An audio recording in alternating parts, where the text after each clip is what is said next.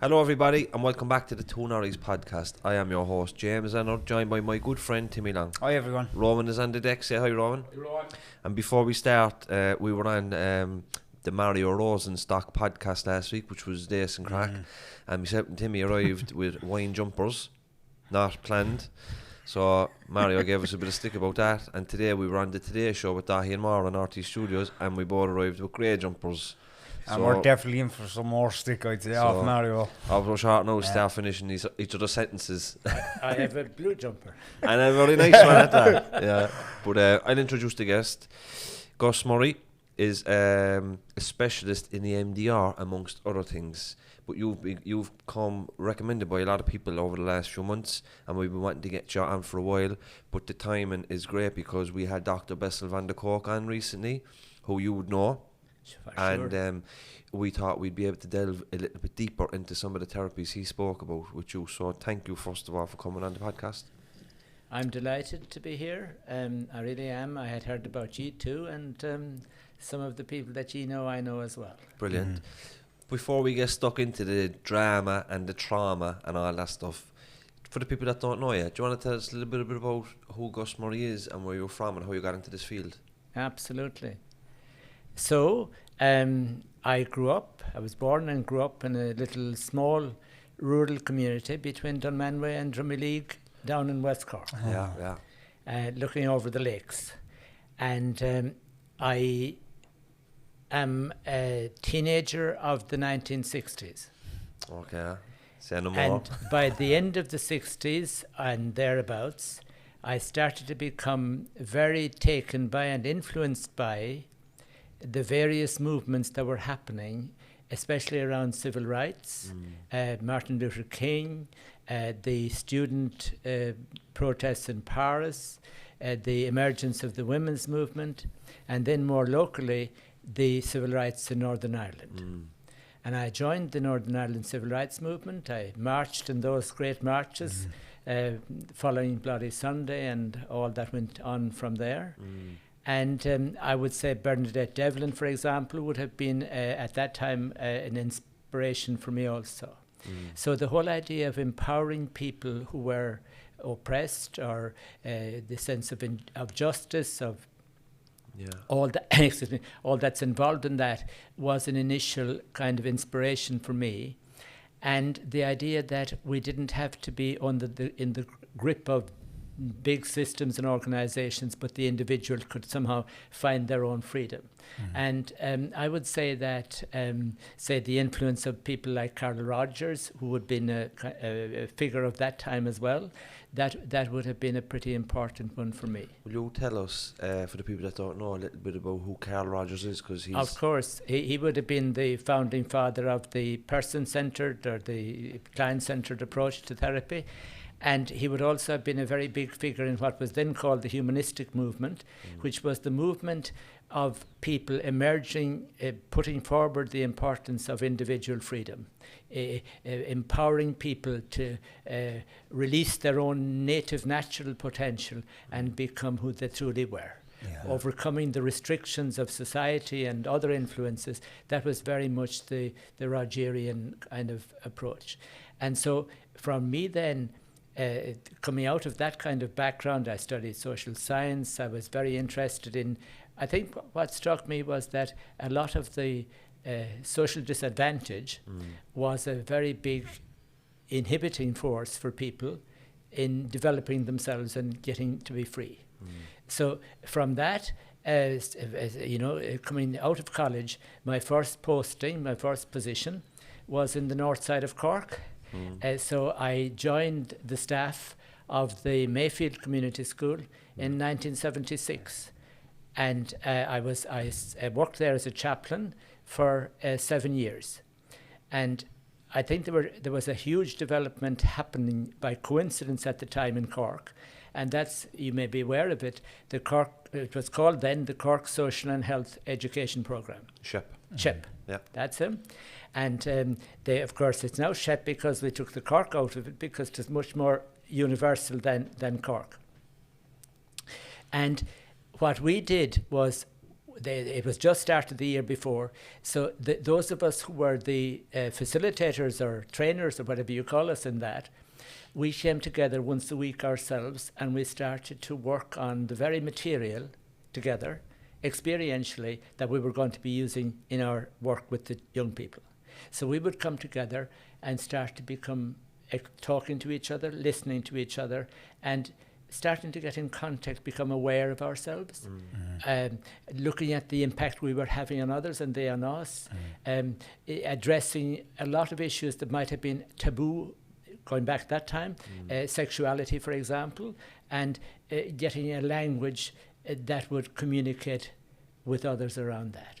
And so when we went back, when I was in the community school then, I would be working with young people, facilitating them to do the very same thing, develop self-esteem, communicate, listen, interpersonal skills, self-confidence, all of that. Back in that time, Gus, was like, now in today's age, a lot of people are after waking up and they're actually becoming themselves. There's no lock anymore from any authority organisation or religious organisation. Do you believe, like, today people have, it's so much easier to become yourself, but back then I'd say it must have been really, really difficult to actually go on that journey, because it wasn't something that people done. How difficult was that for people? Well, it was actually, that's a very interesting question actually, because I remember thinking about that when I was reflecting back today about the time in the school. And one of the things I noticed was that, like, say for example, homosexuality, people, the idea of being gay, that was regarded as a very strange thing, and there was quite a degree of kind of fear of it. And I would hear the young fellas telling me about, this guy, we threw stones at him. I said, what are you throwing stones at him for? Yeah. He's gay. Yeah. And that's the kind of thing, it's the threat. And it's the liberation from that. That was the time, if you remember, the story of Anne Lovett. And she was, she died outside at a cemetery or a grotto, I think, grotto up in up the country. And I remember being on the radio at the time talking about it, and I was saying, there is no, we are yet to find a language to talk about these kind of experiences. It's very much denied. But having said all that, I think it's important to say that there was it was a very hopeful time, and there was a great commitment, perhaps in many ways more hopeful than it is now. Yeah. So you had different different factors that were both positive and negative at the same time. We spoke with Micheál Martin, our Taoiseach, a couple of weeks ago. And not just name dropping him now because he's the Taoiseach, but it's relevant to what I'm saying. I guess slagged him work over name dropping people from the podcast, but that's a nod to them. But we spoke about, he's very passionate about education, as we are. And we spoke to him about education, formal education around the academic stuff being important, but the social and health and life skills part being as, if not more important, and the development of the child being as important as the academic abilities, But it sounds like Mayfield Community School was trailblazing ahead of his time at the time, and is it still less common for schools to really have a strong social and health part within their curriculum? Well, I mean, I don't have as much contact with schools these days, but I would say that in fairness, Mayfield Community School wasn't in any way unique at that time, because the team of us that were training in this were spread among various schools and youth organisations across the city and county, and it was being spearheaded by OGRA, the Cork Youth Association. So it was a really innovative, novel project, and it was, expanding. I think they're doing fairly well. I mean, I'm in touch with some groups who are working in schools and communities, and I think they're doing quite a bit.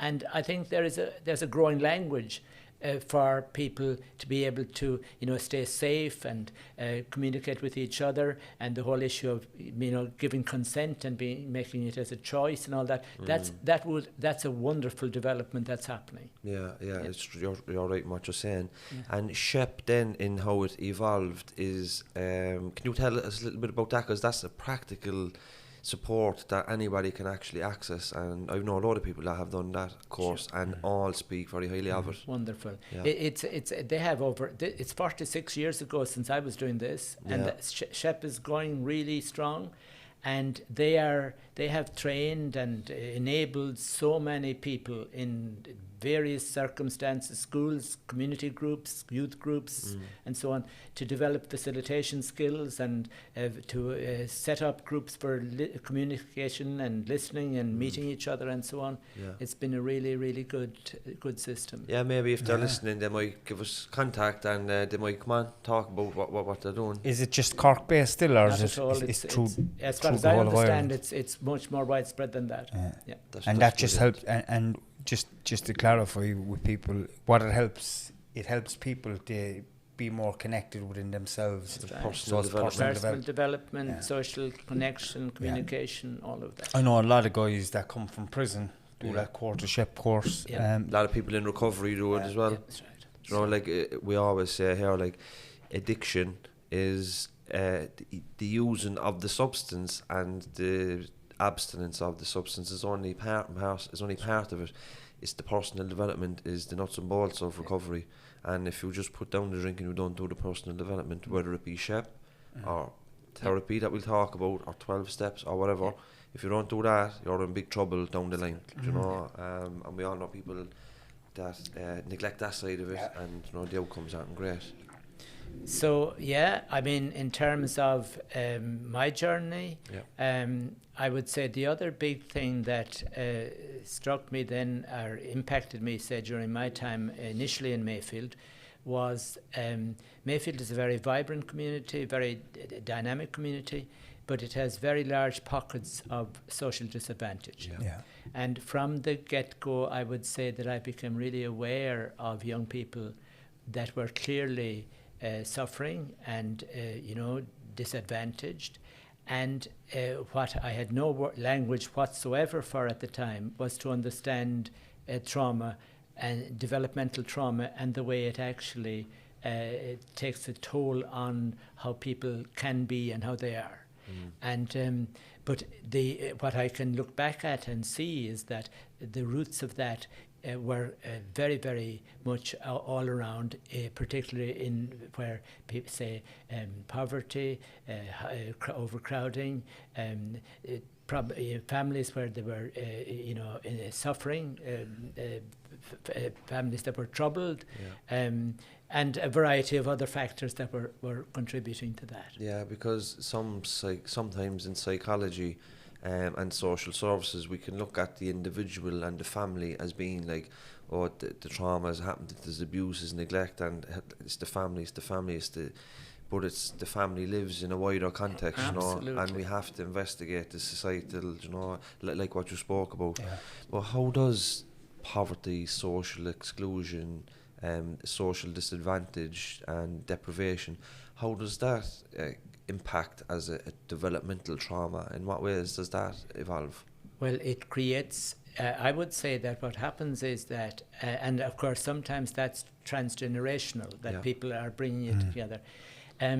So that actually gets us to think about, what do we mean by trauma? And that's a very important question. And Bessel, your friend that we spoke about, Bessel van der Kolk, Bessel would say trauma is not what happened in the past. It's what continues to be living in us. And we're living as if the past is still in the present. So I would say that the question you're asking is so vital. How do the circumstances around us generate trauma? So the circumstances around us generate trauma in this way, that in the normal course of dealing with challenges, so challenges like we mentioned, conflict, domestic abuse, alcohol, substance abuse, all the things that fall out of that, poverty, and all the things that go along with that, overcrowding, sexual abuse, and but not just those things, but also what we would say things that people need but didn't yet, unmet needs. So a baby that was born but somehow wasn't reached. There wasn't somebody there to be able to mirror and comfort and support and nurture and all of that. When this happens, it overloads the system.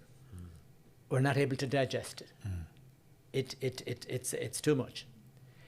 And what happens then is that our system sets up a defense. Yeah. And the first defense it sets up is what's often talked about as fight and flight. We charge up, and we either want to escape or we want to fight back. And I'm sure I don't have to say that if you travel around different parts of the city and other places, you will find, say, teenagers, and they might have hoods up, and these are little babies inside, but you'd swear they were going to kill you. The demeanour that they have is very angry. Because they have anger and they have fear, and the two are running hot together. And you have them inside in schools, and teachers know this well. And I would be working sometimes with people from schools and helping them along with stuff. And the teacher would look at them and say, "Have you got your homework done?" "No, why?" "Don't you talk to me like that." And then you have... It's just a trauma response. The trauma response is kindled and it is ready to go. You get out. And then they're outside and they're gunning for the teacher because the whole thing, their energy is up. That fight and flight response is ready on the go if it's cultivated in their earlier life in the way you ask about, how does it happen? What happens after that is that, depending on the nature of the trauma, if it continues without any relief, you can only take so much, and there's a shutdown. And that's buried inside, shut away inside, and then starts to play out and say things like, acting out behaviours. People go for alcohol, drugs, gambling, a whole variety of acting out behaviours that people do. So you have the two forces. You have the outward going aggression and avoidance, and you have the inward one of shutdown, dissociating and shutting ourselves away.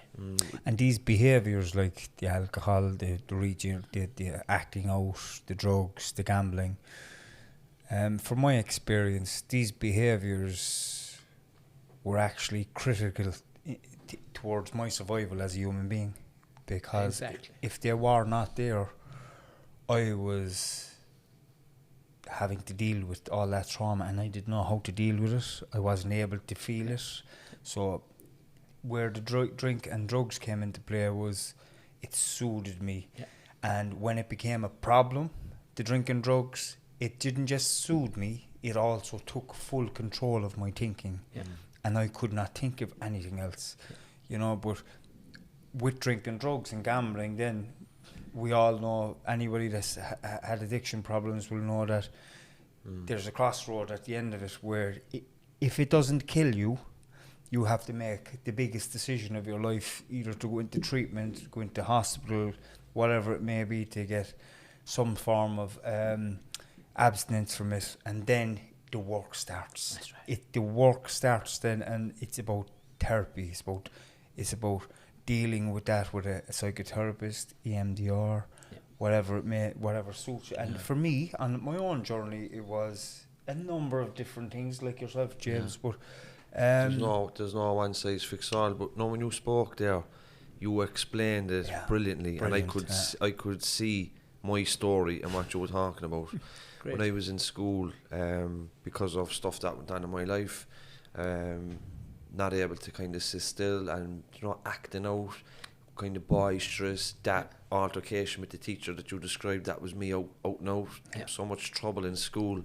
But after time, when I finished school and I left, that kind of, it's like over years I lost that kind of fight in myself, and it just become repressed, and I started using, and then I became almost kind of like what I would describe as a kind of a pathetic being, really. And when I think of how I used to be in school and teens, and then how I became kind of into my man, it killed the spirit over time, and then you look for the relief from it. And when you were speaking, I was thinking of you might be familiar with the American sociologist Robert Merton. Yes. He has strain theory, and within that strain theory there's a piece called retreatism, and it's basically when there's strain in someone's life through pressures psychologically and socially, that people in addiction, they retreat from society and they give up on trying to achieve culturally defined goals like having a job and having a good car. And when all these avenues are blocked from you, you just retreat. And I think that described me, what you described there, and that theory, it described me completely. And that's the beauty of education. Education gives you degrees, gives you job opportunities, but it's such a huge opportunity for personal development and to be able to understand your own life, isn't it? Absolutely. So, do you get a lot of people coming to your course, because you're a teacher as well? Sure. In CIT? Sure. Would you get a lot of people coming into your course with backstories like myself and Timmy? Obviously there's a motivation to get in there in the first place. Yeah, so that actually, I'd say that then, I joined the staff of CIT in the start of the 1990s, and I would say that I got a great opportunity. There was a need there, and I had done a good bit of training by that stage to set up counselling training. So we started with a certificate, then we went on to a higher certificate, then we started a degree course, a Bachelor of Arts in Counselling and Psychotherapy, and finally a Master's. And just what you said, the people, the take-up was massive, continued to be massive. In fact, it was one of our biggest problems, because unfortunately we had to turn away too many people, and you never want to do that, but we had to, because we just didn't have the scope. But we took in people, many of them would have themselves had therapy, and then they began to turn it around and say, well, I have benefit from this, maybe it's something I can do. But it also coincided with an opportunity for many to go back to school. Yeah. After maybe leaving school quite early, they got back into education, and they got themselves a degree. We trained hundreds over 26 years. And I'm very proud of it, I must say, very, very glad to have been associated with it and part of it. And they're everywhere. They're in Cork, they're in Kerry, Limerick, Tipperary, Waterford, County Clare, and even beyond that. So it was a really good opportunity, first of all, to give them a chance to find their talent and to develop it in hopefully a fairly capable way, and then to serve other people, respond to the needs of other people with that. And I was just going to say about people that did take up the course and they have been through the same kind of road as myself and James.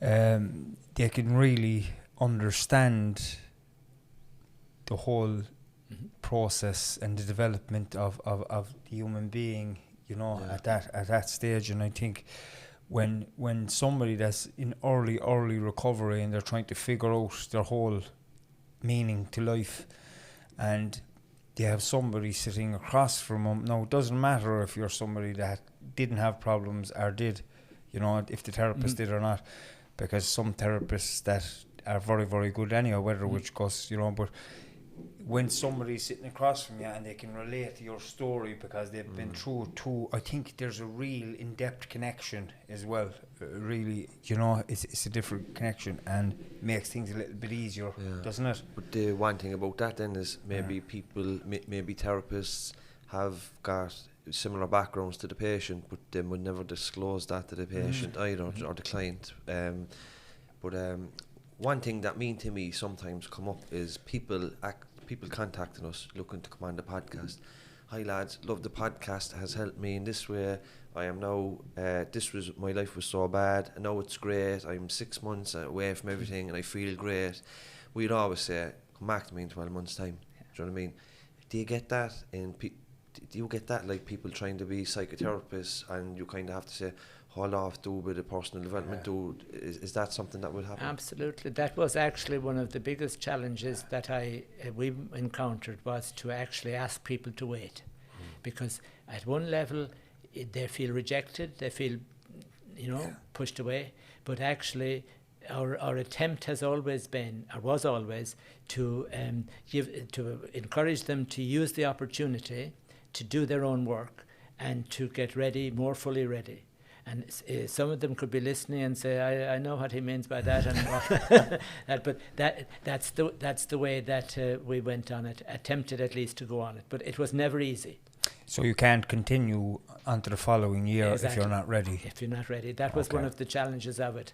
And as I say, it's not easy to... That's often broken as very bad news to somebody. And it's a tough one. Yeah. It depends really on the person. That's right. If the person knows that they're not ready for the next person. Because to go on and be a psychotherapist and understand it in total but is one thing. But for me, one of the most important factors is to understand yourself as a psychotherapist and to get to know yourself in depth, and then you can really, really put the work in for other people. And even from the college's perspective, like if you have graduates going on to help the most hurt people in society, you have to be able to stand over their practice. No question. That's definitely so you see, I suppose, in terms of what you were saying there about the relationship, that's the foundation stone, and whatever therapy we're ever going to use, without that, it's not, the quality is compromised. One thing I was going to ask you about there was, 1 second now, I'm losing my train of thought. I have something else there of you, what I think. Go on. Right. So, when did EMDR come into your life, and what really blew you away about it for you to get so much involved in it? Straight to the juggler. And that's so. No, I very much welcome that question. I think it's so important. That actually will take a couple of minutes, but I'll just give it. Basically, when I trained and learned therapy with the social health and all the rest, we were doing communication, person-centered. So we were offering a therapeutic relationship in Roger's tradition, very much. He said there were 3 core conditions: realness, congruence, unconditional regard, accepting the person who they were, and empathy, understanding where people were coming from.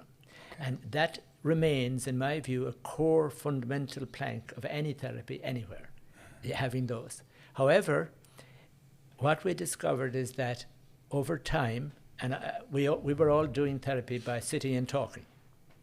When I was starting in Cork in 76, there was very little counselling and psychotherapy was in its infancy, emerging in Ireland. And we learned by literally have chairs, we'll talk. Yeah. And we listen and, do that. But what we began to discover over time is that there's a limit to what is achieved by talk alone. And nobody better than Bessel van der Kolk to say that, or to explain that. So over time, what we began to discover was that talking very often is reaching the front of your thinking brain, but actually trauma is below that. And what Bessel would say, trauma is in the nether regions, down in the brainstem, in the central brain. That's where the trauma is. So trauma is in the body and the emotions more than it is in the thought. And my sound bite is, you can't talk your way out of trauma. No, you can't. You can't talk your way out of trauma. So I heard about EMDR. It started in 1987, I suppose, or thereabouts. A woman called Francine Shapiro.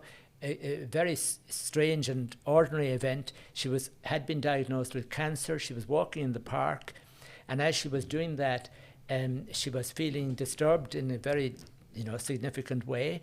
And then she focused on it, on the disturbance, instead of trying to avoid it.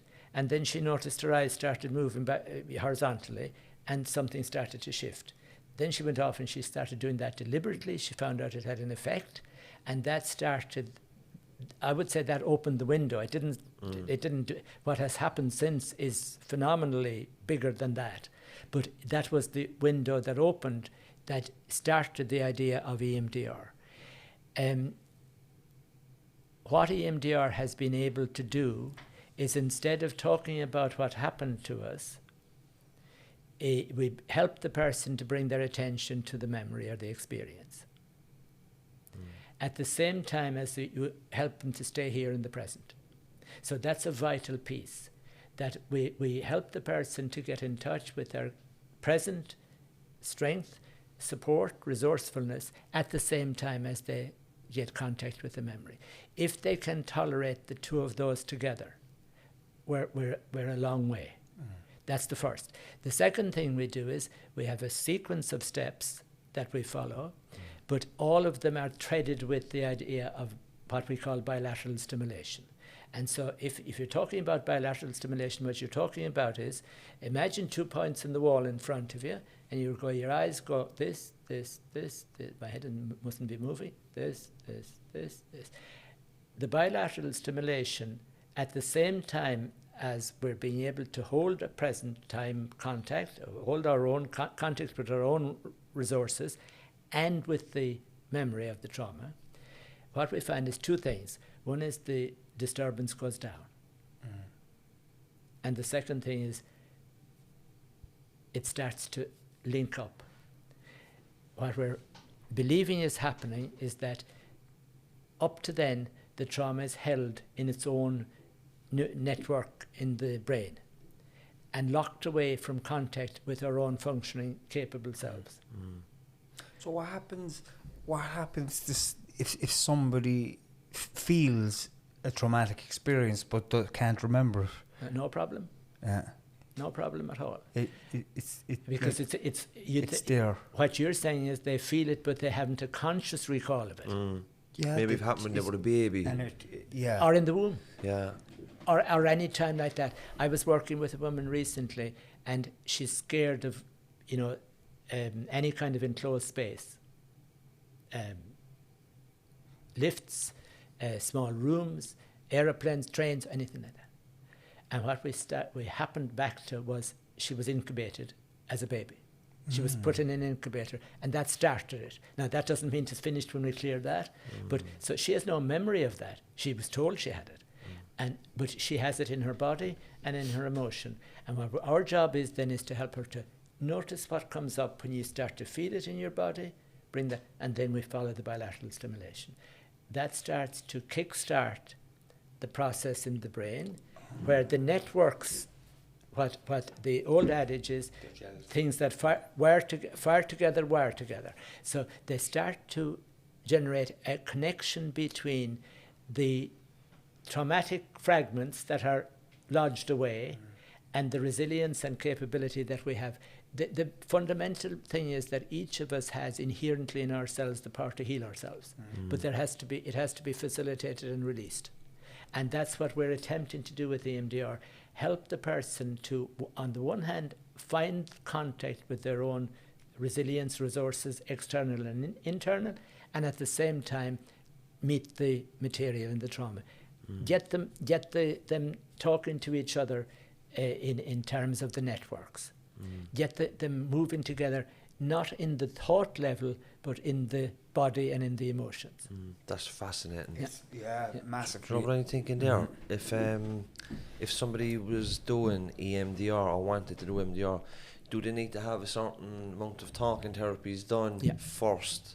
Yeah, they need to be licensed as a mental health professional. No, if a patient or a client. Oh, no, sorry. Could you go straight into that, or would absolutely. You could straight into it. I love the ones that come straight into it. I have people that would never have sat in front of a therapist, but they would have been, say, for example, stuck in a road accident, or they would have been assaulted or something like that. And they're sitting with me. They don't have any of the lingo or anything like that. So we build a relationship, and if we can say, bring it up, notice it. Now bring up your own strength as well. Now let's have a meeting. In fact, it's perfectly suited, because we have little gadgets then that help. They hold them in their hands, and there's a lights on them, and they go across and back, and they vibrate, and they have the bilateral stimulation is happening that way, and they begin to notice the change happening. It's absolutely no problem whatsoever that a person has or hasn't had talk therapy. The benefit of talk therapy would be that if the stuff is not just a road accident or a mugging, but it's deeper, they may have a bit of kind of rooting around done, and they may have a bit of fluency in contacting their inners, the inner experiences. And so therefore when they sit with this, they're already, in a certain sense, they're not spooked by it. It would be like somebody doing ayahuasca that is involved in meditation first, because they complement each other really well. So if somebody wanted, like, I'm thinking now, you know, if somebody is listening, and you can be sure somebody is listening here that has had very traumatic experiences in their life that they wouldn't dare to tell anybody, they can resolve those experiences through MDR without actually telling the therapist. Yes, and I'll explain that to you. In fact, I've heard Bessel tell a great story himself. When he went to train in EMDR, he was put. You do it. We go into a practicum, and there was a client, one of the other trainees came, and he says, "Have you something you want to bring?" The trainee said, "Yeah." He said, "You want to tell me what it is?" He said, "No." "All right." And then he said, "Well, you're aware of it?" He said, "Yeah." "And what's the message and what's the emotion?" And I said, "Yeah."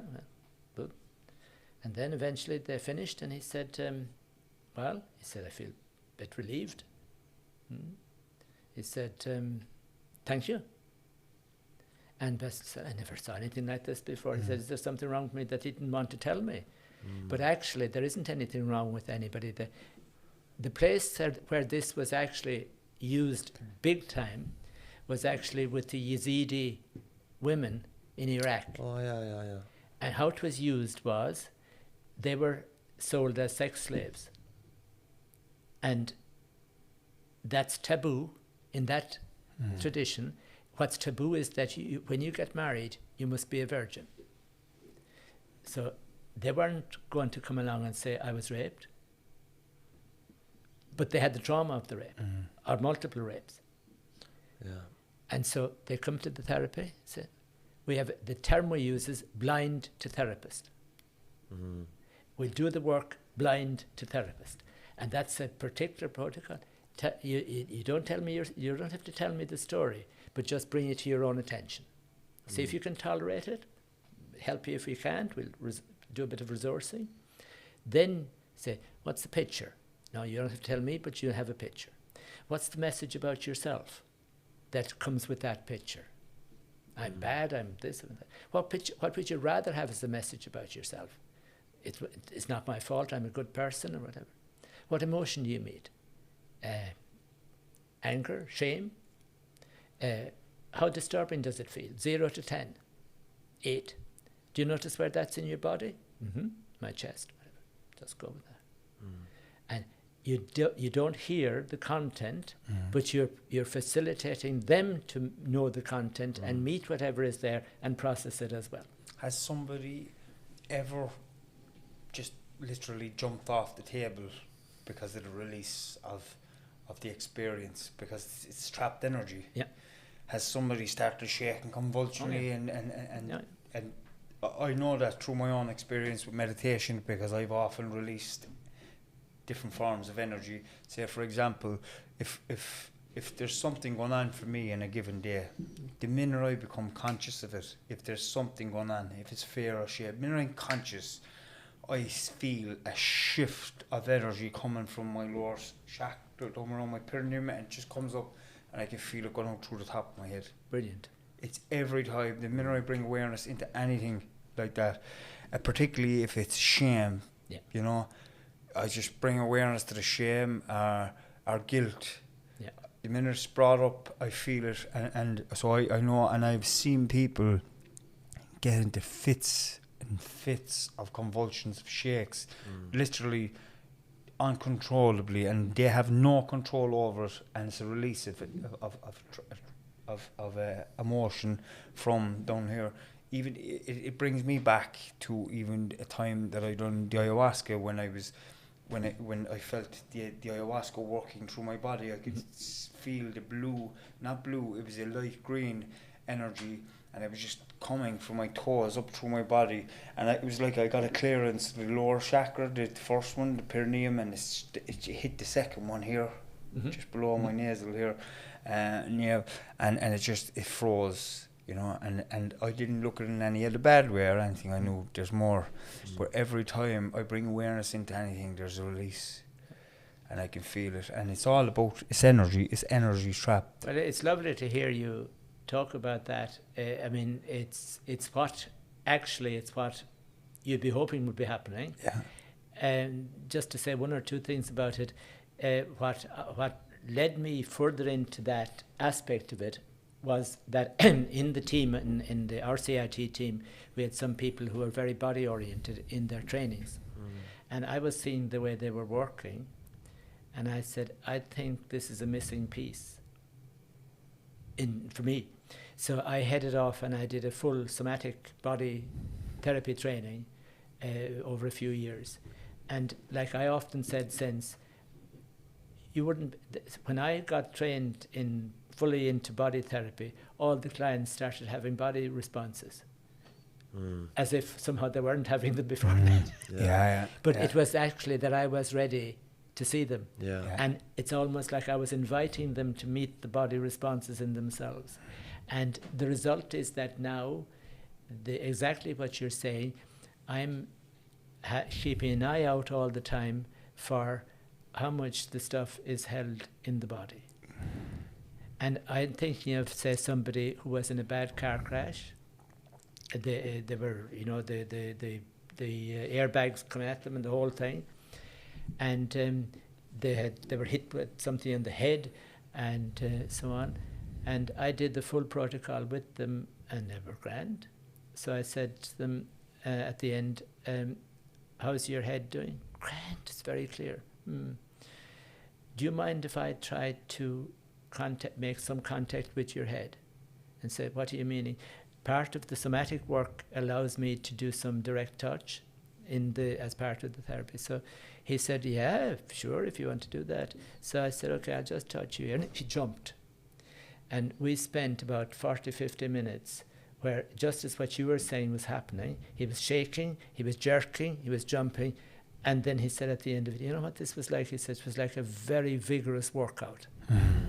The whole body was actually after letting down what it had been holding. So the EMDR is an integrative way of working where you draw in, interweave, as we say, other ways of working, other therapeutic approaches to complement it. And you use those very very dynamically together. It's like Dr. Joe Dispenza always says, a thought without the emotion, a traumatic thought without the emotion, the experience of it, it means nothing. No. And it goes back to what you said. It's EMDR is the release of the actual experience, which is the emotion that's trapped through that experience. And that the trauma is not the part you can recall. It's not the emotion and the feeling that attached to it. But and that's going to help a lot of people, isn't it? It's great, like when you described EMDR there, and you gave the example of Bessel and that very kind of transactional thing he had with the client, where he come in, he facilitated, never, 1 or 2 words were spoken, the client left, job done. It really kind of correlates with the Rogerian philosophy of like the person has the innate ability to self-heal and we facilitate it. Do you think that, I suppose I have 2 questions, the genuineness, the unconditional positive regarding the empathy, do you think that a therapist can learn these, or are these, you either have them or you don't, core traits? And if you didn't really have them, could you be an EMDR therapist? Is the relationship with the client as important when you're doing EMDR as it is with a talking therapist? Okay. I think the answer to the first part of the question is, Rogers was of the view that we have them in us, but they may have been blocked. So in other words, unconditional regard, congruence, empathy and all that, the capacity for those, he said, is inherent, but it may have been blocked. And so therefore, when you said earlier that we need to do our own work, the task of that would be to call it out. I think I'm able to offer those more fully today than I was 20 years ago or 10 years ago. Having parented a daughter didn't take from that. It certainly contributed. You didn't lose your empathy for women, like. No, I gained a lot, I can tell you, imagine. and she has been one of my best teachers. So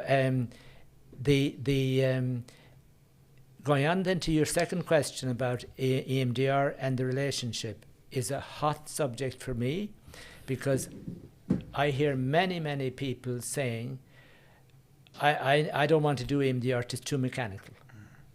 And I say, if EMDR has to be mechanical, then I want nothing to do with it. Okay. And I really mean that. If I can't have a full-bodied relationship alive in and through the session, then we're not doing good therapy. But I absolutely readily agree that the risk of EMDR focusing on method and structure and all of those sort of methodologies could take from the relationship if you didn't if you weren't actually very deeply committed to it. So the relationship has to be the bedrock, and the methodologies have to work in and around it. Do you know, for psychotherapists in training, is the EMDR a core part of the course? No. It's an add-on. It's something that you pursue after. It's an add-on. In order to train in EMDR, the way it's set up at the moment, it's not in the colleges and universities. It's done post-qualification. That's the way it is set up in the world. And you must be already qualified. You must have... Your bachelor's or master's. You must have whatever level of qualification would be needed to be accredited in the field as a mental health professional. That's the current arrangement. I think that it's a pity that it can't be brought into integrated more fully into the general college training systems. The way it is done at the moment, it's a very short course. It's about 8-9 days training. So you couldn't possibly train anybody who didn't have their own frame already in place. Yeah. Of course. Makes sense too. Totally. We spoke with Bessel van der Kolk around alternative types of therapy in terms where people don't need a therapist. Acting, drama, dancing, yoga, sports. What would your opinion be on those? Oh yeah, so vital and complementary. I would say that the benefits that people are getting from doing something physical, so movement of any sort, the aerobic stuff, as long as it doesn't become obsessive. Yeah. Where they because that's another difficulty, that's another way of acting stuff out. But if you're using it in a measured way, it's really, really brilliant. Dance and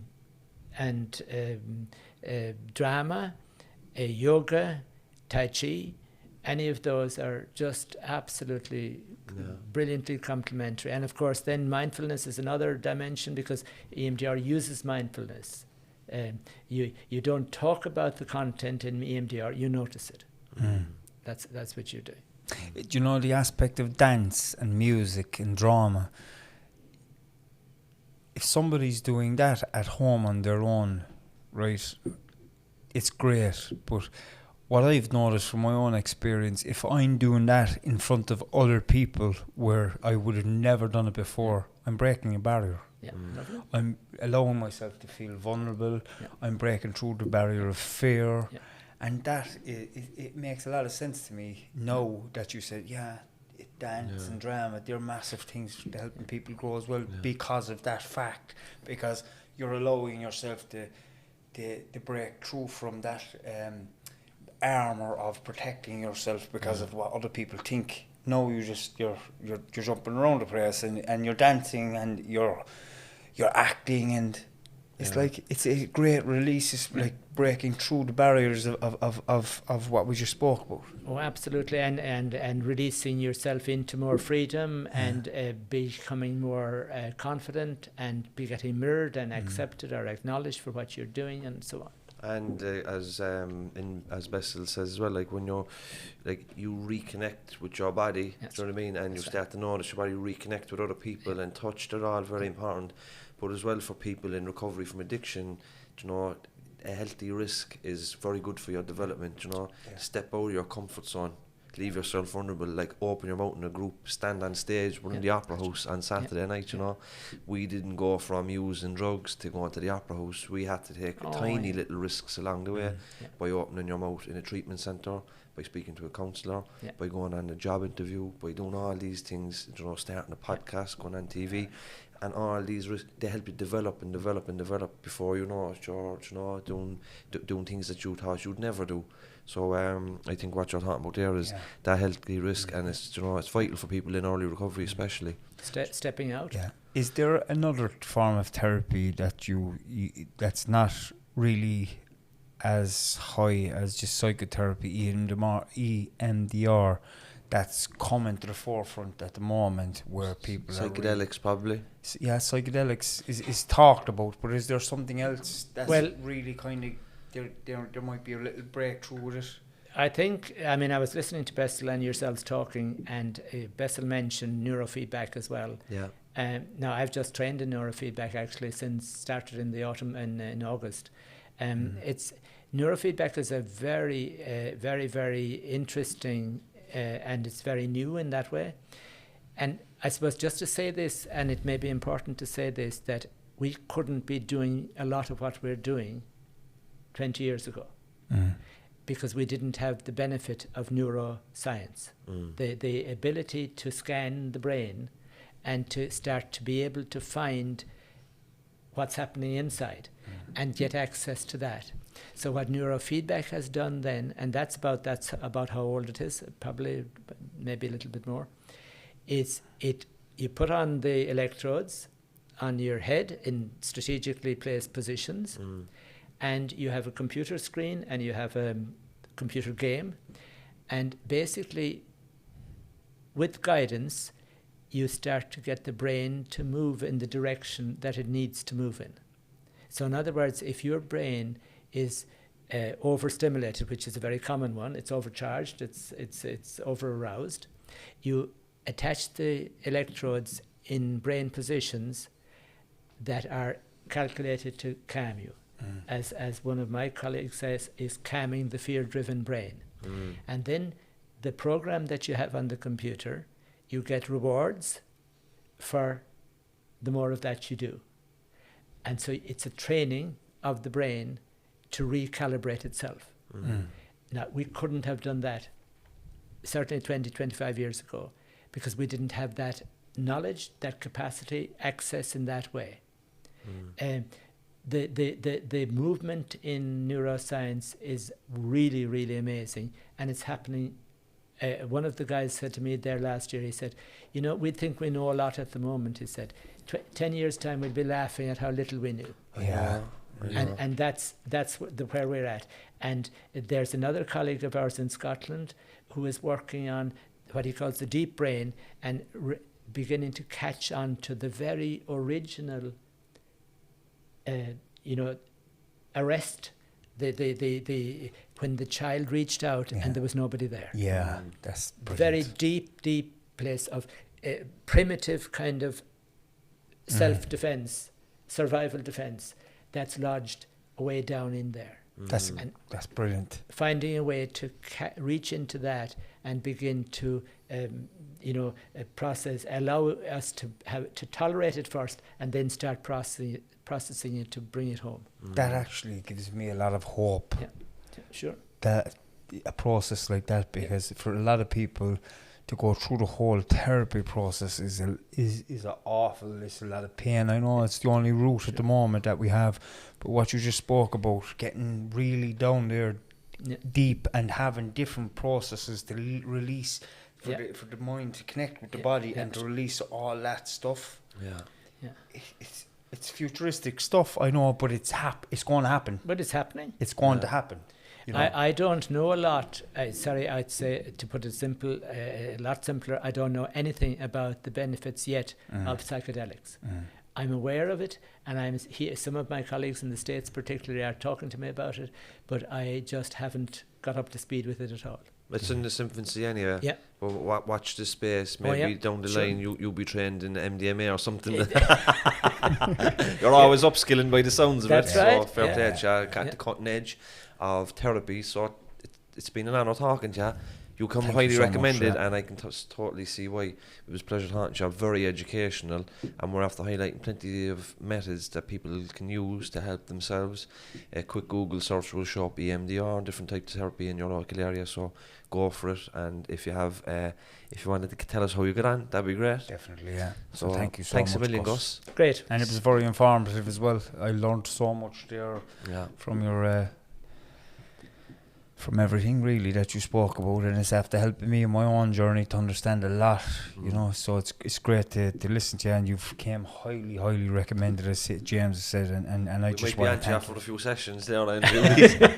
thank you for everything, and for You're welcome. for all the work you've done in the CIT with all the psychotherapists that are out there now at the moment, and for what they're doing, helping people like me and James. It's just thank you.